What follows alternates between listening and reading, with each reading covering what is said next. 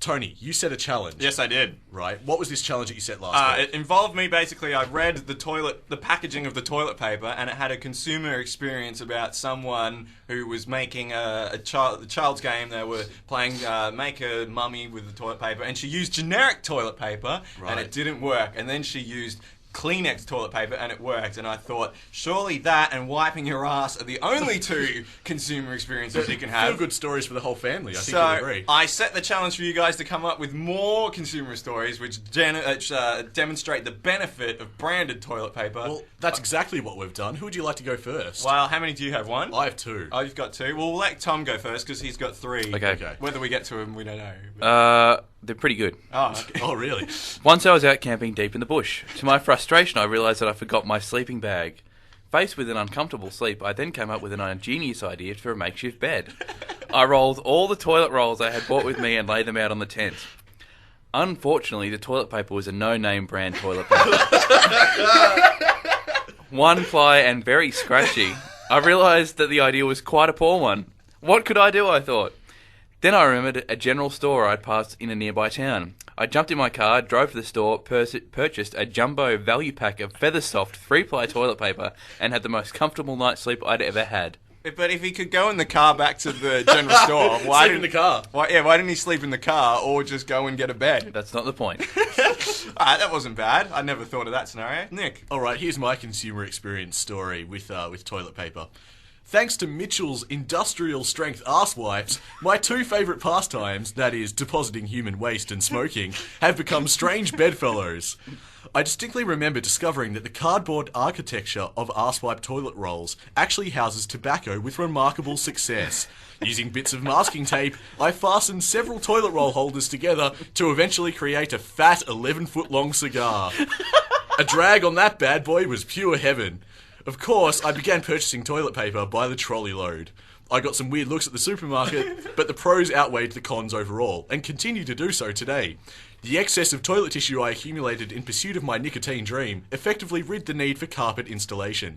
Layers of Mitchell's industrial strength arse wipes currently cover every floor of the house, and I slowly smoke myself to death in my comfortable 32-ply paradise. Thanks, Mitchell's industrial strength arse wipes. 32-ply? Yeah, because it's really thick. But it's just got layer upon layer. But how does that demonstrate it over generic brands? Because it's so durable and soft, and the cardboard rolls have the perfect architecture for the tobacco. Fair enough. Tom, let's hear another one of yours. Just before my son's football team was about to run out onto the ground, the team banner was caught in a strong breeze and ripped clean in two. The boys had no banner to run through on the biggest game of the year. It would surely crush the boys' spirit. After much deliberating, one parent offered the idea that we could make a new banner out of the toilet paper from the club rooms. The idea was quickly shouted down for being ridiculous and embarrassing. The toilet paper in the club rooms was cheap one-ply toilet paper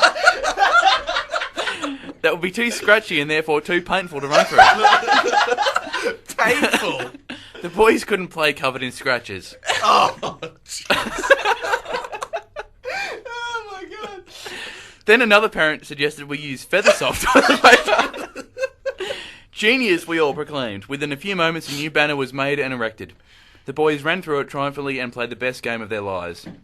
At the end of the game, the opposition coach came over to congratulate the team on their win and complimented us on our ingenious idea for a banner. He added that a toilet paper banner seemed fitting for our club as our colours were brown and gold. Don't congratulate us, we all replied. Congratulate Feathersoft toilet paper. Just a real feel-good story. Well, I like it how he's like, we should use the toilet paper, and someone's like, no, it's one ply. We can't use that. Poor quality. I love how the opposition coach is not phased that his team lost. He just goes over and goes, oh, it's mighty good toilet paper you used. Great plan. I think it was the toilet paper that probably helped your team to victory. Now, I have a consumer experience story. Just another one, my final one. As a struggling creative, I find most of my best ideas surface in times of solitude, particularly when I'm going about my business in a loo at home. My inspiration never used to endure beyond its porcelain housing. My best and most exciting thoughts often lost to obscurity. Terry's pen-to-paper toilet roll changed everything and continues to help me with my day-to-day work. With its unprecedented softness and durability, Terry's pen-to-paper toilet roll sheets accommodate everything from scribbled texter to jotted biro to hastily scrawled grey lead pencil. Now, when I'm in the toilet and experience a sudden wave of inspiration, I'm never caught short. All I have to do is get my idea down on Terry's pen-to-paper toilet roll and save the sheet for later use. No longer a toilet breaks, wasted time. Thanks, Terry's pen-to-paper. Pretty good. That's pretty clever. All right, last one from My Tom, last then one. a song, I guess. I really think so. Breaking out of prison was always going to be tough.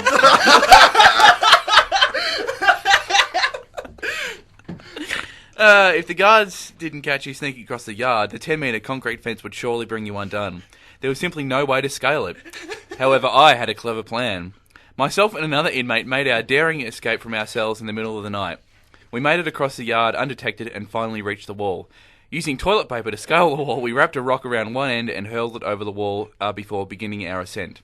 Unfortunately, the other inmate had opted to use a cheap one-ply brand of toilet paper that was too weak to support his weight. Halfway up the wall, the toilet paper broke and he fell to his death. I, on the other hand, used feather-soft, extra-thick 4-ply toilet paper. It easily supported my weight and I successfully made it over the wall unscathed.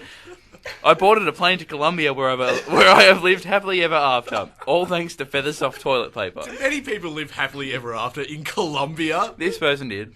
That was weird. I like how everyone in Tom's had unfortunately, like, the phrase unfortunately, one-ply toilet paper. Yeah, just a bit of a twist in the tail. Well, Keep you you on don't your want to toes. get caught undone with one-ply toilet paper. No, that's true. Well, they were brilliant. I love them. Well, are we in competition here? What's happening?